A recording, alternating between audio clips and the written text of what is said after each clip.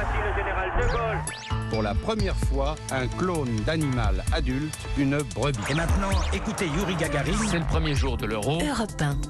7h24, c'est l'heure du jour où votre plongée quotidienne dans la boîte à souvenirs d'Europe 1 matin. Bonjour Lord d'Autriche. Bonjour Dimitri, bonjour à tous. Qui succédera à Jean-Loup Dabadi au fauteuil numéro 19 de l'Académie française? L'élection va avoir lieu dans la journée. Vous revenez ce matin, Laure, sur l'élection de la toute première académicienne, Marguerite Yourcenar.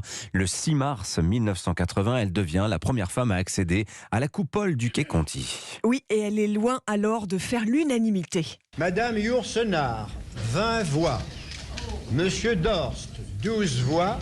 Madame Yourcenar succédera à Roger Caillois. Marguerite Yourcenar est renommée déjà. Elle a écrit les Mémoires d'Adrien ou encore les superbes et trop peu connues Nouvelles Orientales. C'est l'écrivain Jean d'Ormesson qui a défendu sa candidature et qui accueille Marguerite Yourcenar sous la coupole le 22 janvier 1981. Ce n'est pas parce que vous êtes une femme que vous êtes ici aujourd'hui. C'est parce que vous êtes un grand écrivain. Être une femme ne suffit toujours pas pour s'asseoir sous la coupole, mais être une femme ne suffit plus pour être empêchée de s'y asseoir.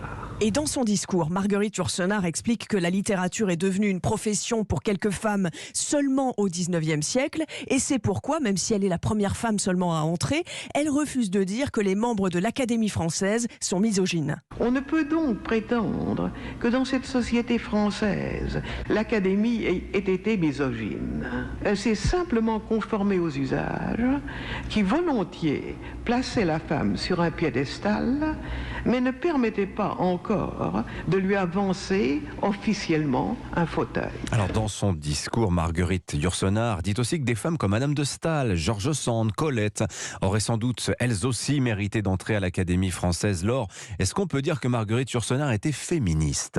Alors elle répondait non quand des journalistes lui posaient la question. C'est aussi ce que pense le journaliste littéraire Bernard Pivot en 1981. Elle réfléchit beaucoup sur la condition des femmes, sur le langage des femmes, mais on ne peut pas dire qu'elle participe au mouvement féministe et bien au contraire, on peut même dire qu'elle s'en méfie en vérité parce qu'elle rejette tous les mouvements qui lui paraissent un peu trop nerveux. Marguerite Yourcenar ne se rendra pas très souvent aux réunions hebdomadaires des académiciens. Elle aime sa solitude, lire les poètes grecs, les romanciers suédois, voyager. Elle ne cherche pas la lumière.